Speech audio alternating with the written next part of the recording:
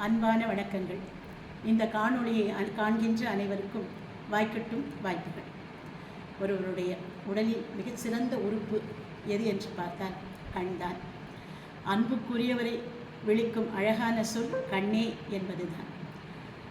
மருத்துவ ரீதியாக பார்த்தாலும் உடலுக்கு செல்லும் நரம்புகளில் 8 பங்கு கண்ணுக்குத்தான் செல்கிறது. கண் சோர்வடைந்தால் உடல் முழுவுமே சோர்வு தட்டுகிறது.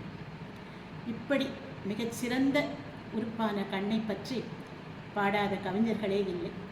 அந்நாளில் திருவள்ளுவர் தொடங்கி இக்காலம் வரையில் கண்ணை போற்றி பாடிய கவிஞர்கள் ஏராளம் ஏராளம். தலைவனை பிரிந்து வாடும் தலைவி கண்ணை பழிக்கிறாள். கண் விதிப்பு அழிதல் என்னும் அதிகாரத்தில் எப்படியெல்லாம் தன் கண்ணை குறை கூறி பழித்து பேசுகிறாள் தெரியுமா? உதாரணத்துக்கு 1-2 பார்க்கலாம். கண்தான் கழுழ்வது எவன் கொலோ, தண்டானோய் தாம் காட்ட யாம் கண்டது. இந்த கண் இருக்கு, அது ஏன் அழுகுது?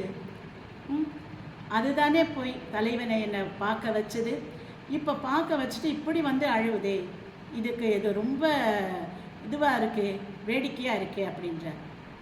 ஓ ஓ இனிதே எமக்கின்னோய் செய்த கண் தாம் இதற்பட்டது.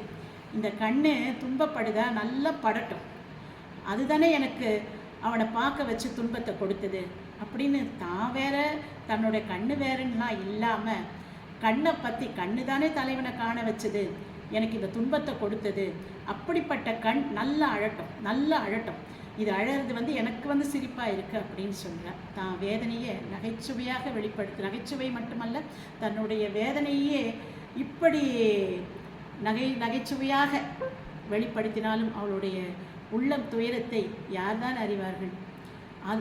தன்னுடைய உச்ச கட்டத்திற்கே போய் என்ன சொல்கிறாள் என்றால், உழந்து உழந்து உள்ளீர் அருக விழைந்து இழைந்து வேண்டியவர் கண்ட கண், அழுது அழுது கண்ணீர் வற்றி போகட்டும். ஆசைப்பட்டு ஆசைப்பட்டு தலைவனை பார்த்தாய் அல்லவா, கண்ணே நீ அழுது அழுது கண்ணீரே இல்லாமல் உழந்து போ அப்படின்னு சொல்கிறேன். நம்ம சின்ன பசங்க தப்பு பண்ணால் என்ன சொல்லுவோம்? நான் சொன்னால் நீ கேட்கலல்ல, வேணும் உனக்கு நல்லா வேணும் அப்படின்னு திட்டுவோம். அது மாதிரி தன்னோட கண்ணை பழிக்கிறா.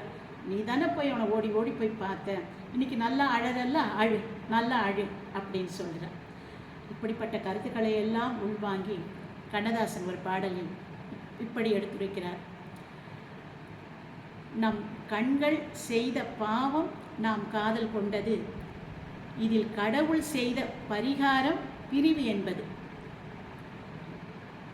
என்று அவர் சொல்கின்ற அந்த வரிகளை பார்க்கும் போது, அதாவது கண்கள் செய்த பாவம்தான் காதல் என்றும் அதற்கு பரிகாரம்தான் இந்த பிரிவு என்றும் கூறி, அவரும் அந்த பாவத்திற்கு கடவுள் பரிகாரம் தந்ததாக கண்ணை மையப்படுத்தி கூறுகிறார். இப்படி கண்ணை பற்றி கண்ணதாசன் பாடியிருப்பது கண்ணான வள்ளுவரின் பொருள்களின் அடியொற்றித்தானோ அந்த கருத்துக்களைத்தானோ என்று எண்ணும் போது மனம் நெகிழ்கிறது.